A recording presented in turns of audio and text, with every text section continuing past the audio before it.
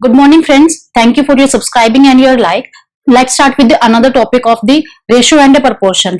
Fraction हमने किया है पहले, उसी पार्ट को थोड़ा सा आगे मूव ऑन करते, थोड़ा सा एक्सटेंडेड फॉर्म में करते हुए हम रेशियो एंड प्रपोर्शन पढ़ते हैं. अब रेशियो एंड प्रपोर्शन होता क्या है?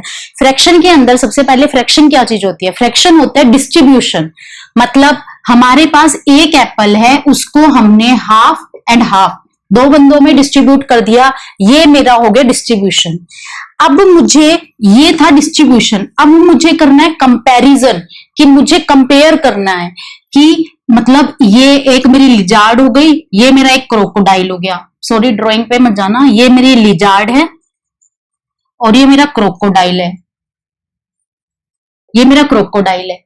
ये मतलब लिजार्ड क्रोकोडाइल से कितनी छोटी है या क्रोकोडाइल लिजार्ड से कितना बड़ा है, ये चीजें कौन बताएगा? ये क्या चीज हमें फ्रैक्शन से पता चल सकती है? ये साइज में कितना किससे बड़ा है, ये चीज क्या हमें फ्रैक्शन बता सकता है? नहीं बता सकता. ये चीज हमें जो बताएगा वो बताएगा हमें रेशो. रेशो बताएगा कि ये इससे कितना बड़ा है या ये लिजार्ड है क्रोकोडाइल से कितनी छोटी है. यानी कि कंपैरिजन. कंपैरिजन कैसे हो सकता है? साइज में हो सकता है, हाइट में हो सकता है, अमाउंट में, एज के अंदर, जिस चीज के अंदर हम कंपेयर कर सकते हैं. अब जैसे कंपेयर करने के लिए अगर हम जैसे ये कहें कि मेरा वेट है मेरी हाइट है 150 सेंटीमीटर और एक की हाइट है 140 सेंटीमीटर. जैसे ना एग्जाम्पल हमने ले रखे हैं रहीम एंड अवनी. ये हमने दो बंदे लिए हैं, दो फ्रेंड लिए, रहीम एंड अवनी. रहीम की हाइट है 150 एंड अवनी की हाइट है 140. अब ये चीज हमें साफ साफ दिख रही है कि इन दोनों में से बड़ा कौन है. ठीक है, अब ये इससे कितना बड़ा है, ये हमें 150 माइनस 140 सीधा हमने करा, ये 10. ये हमें पता चल गई. रहीम अवनी से कितना बड़ा है? 10.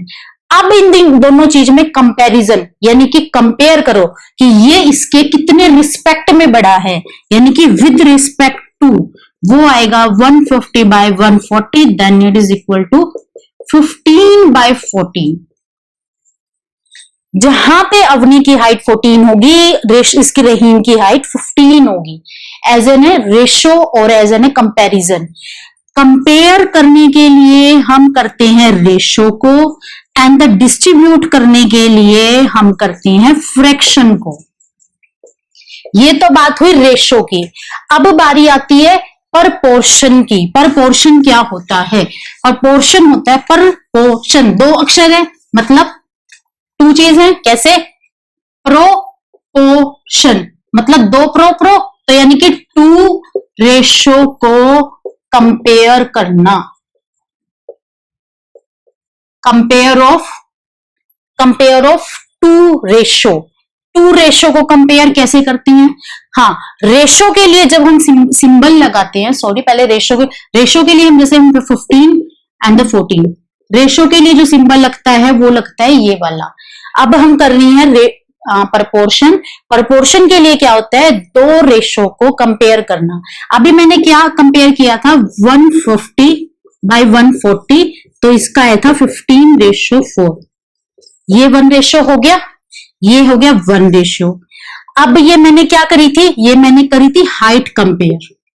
अब मैं करती हूं वेट कंपेयर. मान लीजिए एक का वेट है 50, एक का है 40, तो रेशो क्या आया? 5:4. ये चीज और ये चीज, इन दोनों का कंपैरिजन वो होता है प्रपोर्शन. अब प्रपोर्शन कब एग्जिस्ट करता है? प्रपोर्शन पता चल गया, दो चीज का कंपेयर, दो रेशो का कंपेयर प्रपोर्शन होता है. अब इस प्रपोर्शन एग्जिस्ट कब करता है? ये वाली वैल्यू एंड ये वाली वैल्यू, यानी कि 15 is equal to 14 and the 5:4 both are equivalent. Equivalent ratio होने चाहिए. हमने जैसे इक्विवेलेंट फ्रैक्शन पढ़ा था, एज एन प्रॉपर फ्रैक्शन पढ़ा था, ऐसे इक्विवेलेंट रेशो होना चाहिए. यानी कि इनको जब हम कट करें तो ये कट हो सकता है, ये तो जाएगा 3 पे, ये 2 पे, ये किसी पे जाएगा ही नहीं 5 4. तो ये हमारा प्रपोर्शन नहीं है. ये हमारा प्रोपोर्शन नहीं है। ये दो चीज का कंपेयर तो हमने कर दिया, पर ये हमारा प्रोपोर्शन नहीं है, क्योंकि ये आगे कट नहीं सकता और ये आगे खत्म हो चुका है, मतलब ये सबसे छोटी वैल्यू है, इससे ऊपर कुछ नहीं कर सकता। प्रोपोर्शन के अंदर रेशो को, कोई भी रेशो मतलब कोई भी टर्म, मान लीजिए जैसे 14/7 है, इसको, या 17/14 है, ये 1/2 एंड द 2/1, ये क्या रेशो बना, 2:1 एंड द 1:2। क्या ये इक्वल है? ये भी इक्वल नहीं है, ये भी प्रोपोर्शन में काउंट नहीं होता। हमने इन दोनों चीजों को कंपेयर कर दिया, पर ये प्रोपोर्शन में काउंट नहीं होता, क्योंकि ये इक्विवेलेंट रेशो एंड ये ratio, first one and second one, दोनों कंपेयर नहीं हो रहे हैं, दोनों इक्वल नहीं आए हैं। और बट ये दोनों छोटे तो है, सबसे स्मॉलेस्ट वैल्यू तो है, इससे ज्यादा ये डिविजिबल नहीं हो सकते हैं, पर ये दोनों इक्वल नहीं है, तो ये प्रोपोर्शन नहीं है। अब हम एग्जांपल लेते हैं जो प्रोपोर्शन इक्वल होता है, जो प्रोपोर्शन इक्वल होता है। देखो, प्रोपोर्शन इक्वल करने के लिए मैं क्या करती हूं, मैं दो फ्रेंड ले लेती हूँ, रहीम एंड अवनी। मान लीजिए रहीम एंड अवनी दो फ्रेंड ले लिए। रहीम के पास मार्बल है, कितनी है, 28 मार्बल है, उसने 14 अवनी को दे दी। ये कौन है, अवनी, इसके पास है फ्लावर। 28 मार्बल थे, 14 अवनी को दे दिए। अवनी के पास 180 फ्लावर थे, 90 इसको दे दिए, 90 इसको दे दिए। अब क्या करा, देखो अब रेशो निकालते हैं। मैं किसकी रेशो निकालती हूँ, मैं रहीम की और अवनी की रेशो निकालती हूँ, किसकी, मार्बल की फॉर्म में। तो क्या रेशो बनती है, 4:28। ये क्या बना, काटो इसे, ये 1 एंड द 2, 1:2। अब निकालती हूँ फ्लावर की, तो वो क्या बनता है, 90 एंड द 180। ये कट करो, ये भी 1:2 आया। Both are equal, so they are a proportionate. इसको अब लिखते कैसी हैं, जो ये सिंबल है ये है रेशो का। अब इसका सिंबल होता है 1:2, और डबल रेशो बोलते हैं इसलिए दो बार रेशो, और 1:2। ये होता है प्रोपोर्शन। और इसको हटा के हम लगाते हैं इक्वल का साइन, इसको हटा के हम लगाते हैं इक्वल का साइन, और then solve it. Ratio and proportion के अंदर डिफरेंस समझ आया कि रेशो कहां है, प्रोपोर्शन कहां है, एंड द फ्रैक्शन कहां है। फ्रैक्शन होता है हमारा distribution, fraction mean distribution, ratio compare करना, and the proportion is compare two things at a single time, that is the proportion. हम हर एक चीज के अंदर, फ्रैक्शन, रेशो एंड सब के अंदर हम कंपेयर, डिस्ट्रीब्यूट किसको कर रही हैं, क्वांटिटेटिव वैल्यू को। क्वांटिटेटिव वैल्यू क्या होती है, क्वांटिटेटिव या न्यूमेरिक वैल्यू। न्यूमेरिक वैल्यू मतलब 1, 2, 3, हम नंबर को कर रहे हैं कंपेयर, ना कि हम ए बी ये साइज कर रहे हैं। जब मैंने लिजार्ड और क्रोकोडाइल को कंपेयर किया, तो वो भी एक नंबर की फॉर्म में निकाल के कंपेयर किया ना। मतलब मैं लिजार्ड की लेंथ है, लिजार्ड है, वो मान लेती हूँ कि वो 5 सेंटीमीटर की है, और क्रोकोडाइल के जो मान लेती हूँ वो मान लेती हूँ 150 सेंटीमीटर की है, क्योंकि क्रोकोडाइल आई थिंक 5 फुट के आसपास तो होता ही है, लिजार्ड 5 सेंटीमीटर। ये जो भी ये इन दोनों की मैंने लिखे, ये दोनों भी तो न्यूमेरिक वैल्यू में लिखे हैं ना, तो हम कंपेयर किस में कर रहे हैं, न्यूमेरिक में। और न्यूमेरिक को हम बोलते हैं क्वांटिटेटिव।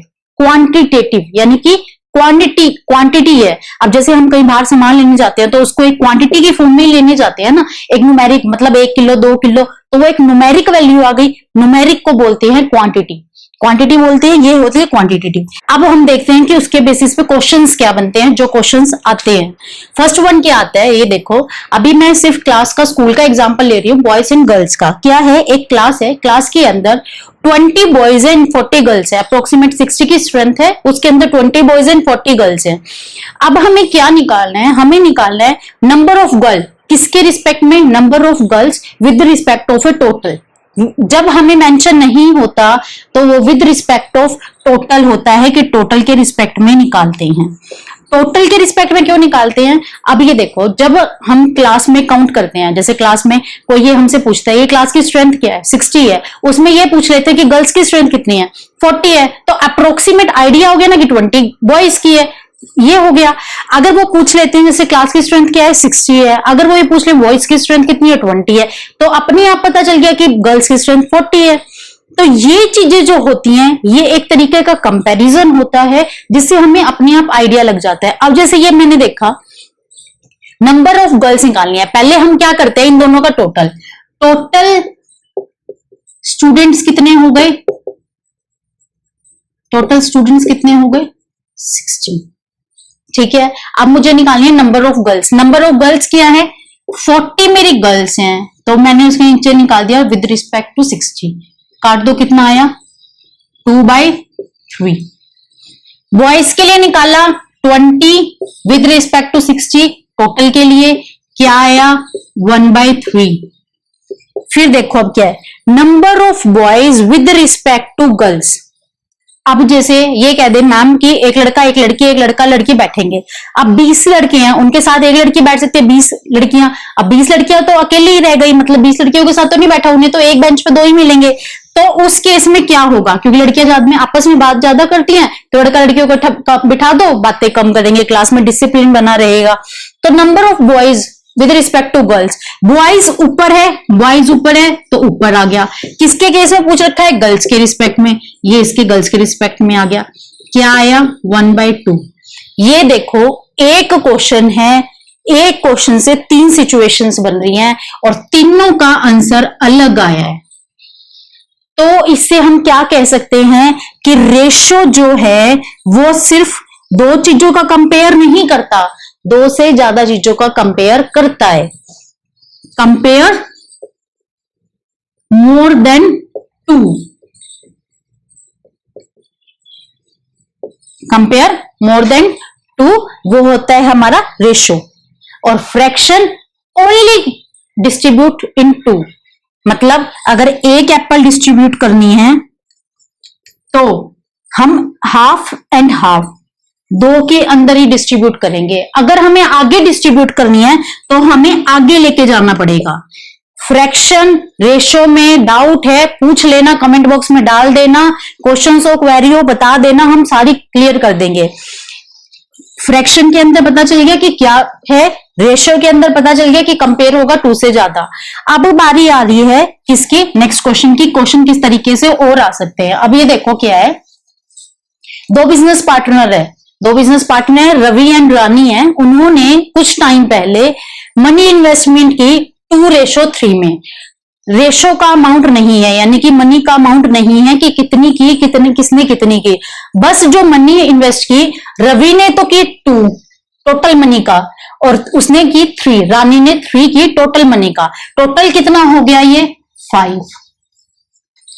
2 नहीं पता कितना है, 3 पता है कितना नहीं है, बस ये टोटल हो गया 5, यानी कि 5 का 2% है वो उसने कर दिया, 5 का 3 है वो उसने कर दिया। एज एन आप ये लगा सकते हैं 5 रुपए में से 2 रुपए कर दिए रवि ने और 3 रुपए कर दिए रानी ने, सॉरी 5 में से 3 रुपए कर दिए रानी ने, ये चीज। अब ये क्या चीज है ये देखो, अब उसने कहा मनी इन्वेस्टमेंट कर रखी है plus after 1 year total profit, मतलब जितना भी उन्होंने इन्वेस्टमेंट किया 1 साल के बाद जो प्रॉफिट है वो हो गया 4 लाख। 1 साल के बाद जो प्रॉफिट है वो 4 लाख हो गया। अब क्या पूछ रखा है, एक तो उनका जो प्रॉफिट आया है वो रेशो किस रेशो के फॉर्म में आया है, जो उन्होंने इन्वेस्टमेंट किया है। अब मान लीजिए कोई आप है किसी 50,000 लगाते हो किसी एक उसके अंदर, एक कंपनी के अंदर किसी भी चीज के अंदर आपने 50,000 रुपए लगा दिए, वो कंपनी का 2% है जितना भी प्रॉफिट हुआ, तो आपको भी प्रॉफिट 2% चाहिए या नहीं चाहिए, ऑब्वियसली चाहिए। तो इसलिए जो रेशो है वो हमारे इन्वेस्टमेंट के अकॉर्डिंग आना चाहिए या नहीं आना चाहिए? आना चाहिए। तो प्रॉफिट है वो किसके अकॉर्डिंग डिवाइड होगा? रेशो के अकॉर्डिंग। तो रेशो हमारी क्या है? 2:3 है। तो हम पहले क्या करेंगे? प्रॉफिट का डिविजिबल करेंगे। तो पहले हमने क्या किया? हमने रवि का डिविजिबल किया। किसका? 2/5। किसका? 4 लाख का। तो हमारा कितना आ गया? 1,60,000। हमने रानी का निकाला 3 का, 3/5, 4 लाख का 2। इसको डिविजिबल किया, ये हमारा आ गया 2:3। तो जितनी उसने इन्वेस्टमेंट की थी उसके अकॉर्डिंग उसे प्रॉफिट मिल गया। अब क्या चीज है? अब वो ये पूछता चाहता है कि किसको ज्यादा मिला? किसको ज्यादा मिला? किसको मिला? ऑब्वियसली रानी को। क्यों मिला? क्योंकि उसका 3% था। अब ये देखो रानी का कितना है? 2,40,000 और रवि का कितना है? 1,60,000। सीधा सीधा पता चल रहा है कितने का डिफरेंस आ गया? 8,000 का। बस इतना ही है। ऐसे ही क्वेश्चन है। अब बारी आती है प्रपोर्शन की। अरे मैंने आपको प्रपोर्शन के लिए बताया था, दो चीजों को कंपेयर करना है। अभी आपको मैंने मार्बल एंड फ्लावर वाला किया है था। किसको? भाविका एंड विनी के बेस में, जिसके अंदर हमने कंपैरिजन किया था और हमने इस फॉर्मेट में लिखा था। सेम वही तरीका है प्रपोर्शन के अंदर, दो चीजों को कंपेयर करना है। क्या है? राज के पास पेन है एंड ए कोस्ट है। मतलब राज ने क्या किया? 3 पेन लिए, कितने में? 15 रुपए में। अनु ने 10 पेन लिए 50 रुपए में। अब हमें ये बताना कि इन दोनों में से किसने महंगे लिए, दोनों में से किसके एक्सपेंसिव हुए पेन। तो हमने पेन का अलग से रेशो ले लिया एंड द कोस्ट का अलग से रेशो ले लिया, क्योंकि जब हम कंपेयर करते हैं वो 2 थिंग्स में करती हैं और सेम लेवल की भी करते हैं। अब मैं कंपेयर किस में कर रही हूँ? मतलब पेन में कर रही हूँ, तो मैं किस में करूंगी? पेन में ही कंपेयर करूंगी। ऐसा नहीं है कि पेन और कोस्ट में करूंगी। तो पहले पेन में कंपेयर किया, फिर दोनों की कोस्ट में कंपेयर किया। फिर प्रपोर्शन लिखने का तरीका क्या होता है? ये होता है, फर्स्ट ये, बीच में ये साइन, देन ये। इसके लिए हम लगाते हैं इक्वल। इसको मैंने लिखा 310, ये 310। ये हमारा आगे कट हो सकता है? नहीं हो सकता, क्योंकि 3 से छोटा कुछ कट ही नहीं सकता। ये 15/50 है, ये हमारा कट हो सकता है, तो मैंने ये काट दिया, 3/10 पे आ गया। ये दोनों हमारे पोर्शन इक्वल आ गए। इक्वल आ गए तो इसका मतलब क्या हुआ? हमारा प्रोपोर्शन इक्वल हुआ, यानी कि दोनों को सेम पड़े, किसी को भी महंगा नहीं पड़ा। राज को भी मतलब एक पेन 5 रुपए में पड़ा और अन्नू को भी एक पेन 5 रुपए में पड़ा।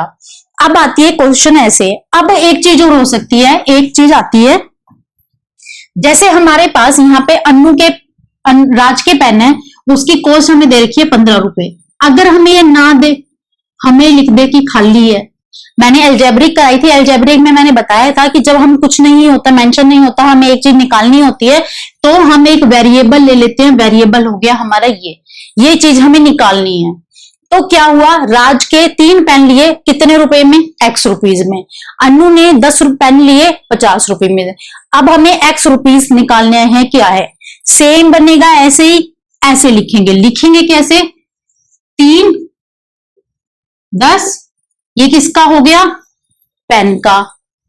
फिर प्रपोर्शन का साइन X 50, क्योंकि कॉस्ट सेम आ गई, पेन सेम हो गए। 3/10 X/50। अब हम क्या करते हैं? Cross multiply. हम क्या करते हैं? Cross multiply. क्रॉस मल्टीप्लाई कैसे करते हैं? हम 3 की 50 से मल्टीप्लाई करेंगे और यहां करेंगे 10x। ये कितना हो गया? 150, 10 एंड x। तो ये क्या आया? 150 को 10 से कर दो, ये x आ गया। कितना हो गया? x की वैल्यू कितनी आ गई? 15। ये हमारा आंसर क्या था? 15, क्योंकि 15 रुपीज में ही लिए थे ना, तो यहाँ पे ये आ गया। ये क्वेश्चन जो सोल्व होते हैं, इस तरीके के क्वेश्चन सोल्व होते हैं, ये हमारे प्रपोर्शन में ही होते हैं, क्योंकि हम दो चीजों में से ही एक चीज निकालते हैं। और इस मेथड को हम बोलते हैं यूनिटरी मेथड। क्या बोलते हैं? Unitary method. यूनि मतलब 1, तो यूनिटेरी मेथड ये बोलते हैं। बस रेशियो एंड प्रपोर्शन के अंदर इतना ही। अगर कुछ डाउट है, सब चीजें हैं, मतलब कोई भी कहीं से भी कोई भी डाउट लग रहा है, आप हमें कमेंट बॉक्स में बताइए, आपके सारे डाउट क्लियर होंगे।